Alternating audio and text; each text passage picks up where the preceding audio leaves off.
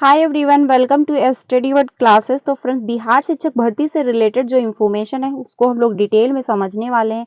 Good news क्या है, यानी डोमिसाइल नीति लागू होने की बात कही जा रही है। तो इससे रिलेटेड जो नोटिस जारी की गई है उस पर हम लोग बात करने वाले हैं, यानी उस नोटिस में क्या मेंशन किया गया है।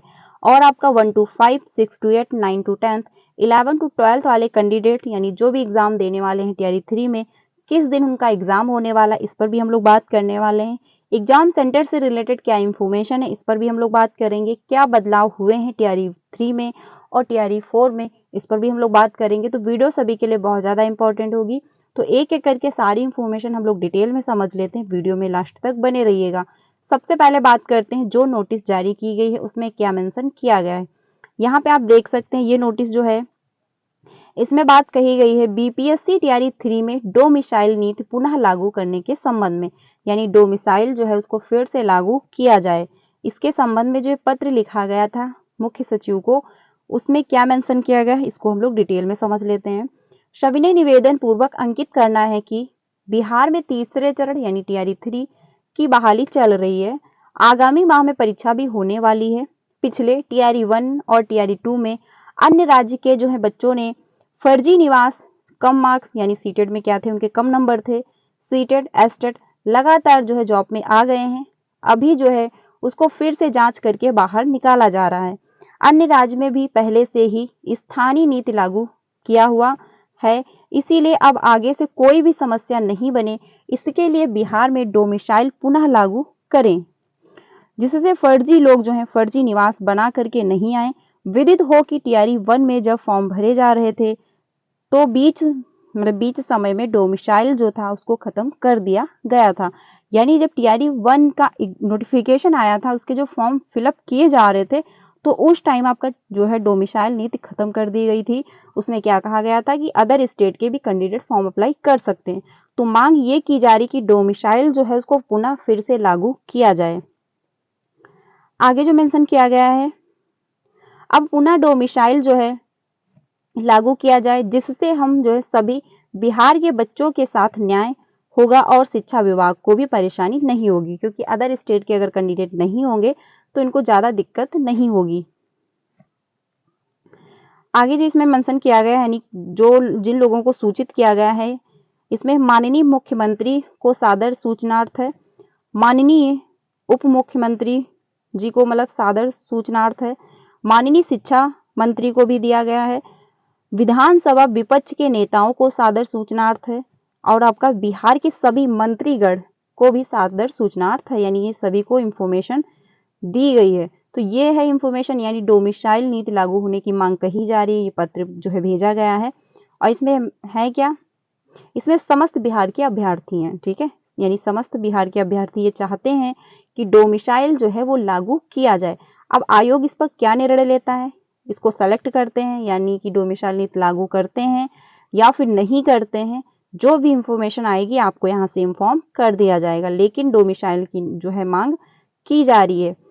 शिक्षक नियुक्ति में डोमिसाइल नीति लागू करने की जो है मांग हो रही है बराबर, क्योंकि ट्विटर पे भी बहुत ज़्यादा लोग डिमांड कर रहे हैं कि डोमिसाइल जो है वो नीति लागू की जाए। बीपीएससी तीसरे चरण की शिक्षक नियुक्ति में डोमिसाइल नीति पुनः लागू करने की अभ्यर्थियों में जो है मांग की है। अभ्यर्थियों ने इसे लेकर के अपर मुख्य सचिव को पत्र लिखा है, जो भी मैंने आपको दिखाया है। अभ्यर्थियों ने कहा कि बिहार में तीसरे चरण की बहाली चल रही है, आगामी माह में परीक्षा भी होने वाली है। पिछली दोनों युक्तियों में अन्य राज्य के लोग जो हैं फर्जी निवास, जो कम मार्क्स पर सीटेट एस्टेट लगातार जॉब में आ गए हैं, अब फिर से जो है जांच कर उनको बाहर किया जा रहा है, यानी उनको बाहर निकाला जा रहा है। तो इसमें जो बात कही गई है, सीमा, अभिषेक, अभिनंदन, सुमन और आपका प्रभा समेत अन्य अभ्यर्थियों ने कहा कि अन्य राज्यों ने पहले से ही स्थानीय नीति लागू कर रखी है, यानी अदर स्टेट में क्या है जो है डोमिसाइल नीति लागू है, तो इसीलिए बिहार में भी डोमिसाइल पुनः लागू किए जाएं। तो डोमिसाइल जो है उसकी मांग बराबर हो रही है कि जो है बिहार में डोमिसाइल नीति लागू की जाए। अब आयोग इस पर क्या निर्णय लेता है, क्योंकि आयोग की तरफ से अभी कोई भी इंफॉर्मेशन इससे रिलेटेड नहीं आई है कि वो डोमिसाइल खत्म करेंगे या फिर डोमिसाइल जो है लागू रहेगी।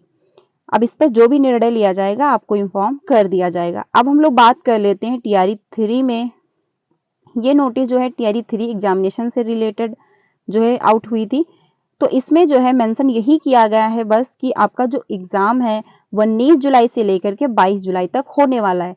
लेकिन 1 टू 5 का, यानी 1 टू 5 का, और आपका 6 टू 8 का, 9 टू 10th का, और आपका 11 टू 12th का एग्ज़ाम किस दिन होने वाला है ये इसमें मेंशन नहीं किया गया, आप लोग देख सकते हैं।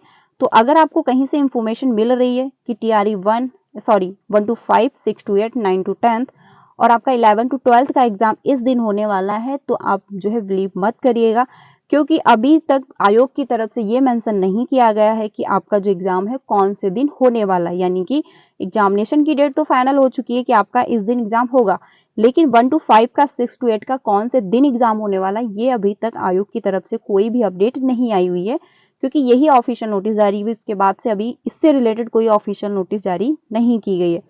लेकिन जो भी इंफॉर्मेशन आएगी, यानी जो भी नोटिस जारी की जाएगी कि आपका एग्ज़ाम कौन से दिन करवाने वाले हैं, यानी 11-12 का कब होगा एग्ज़ाम, 9 टू 10th का कब होने वाला है, आपको यहाँ से इन्फॉर्म कर दिया जाएगा।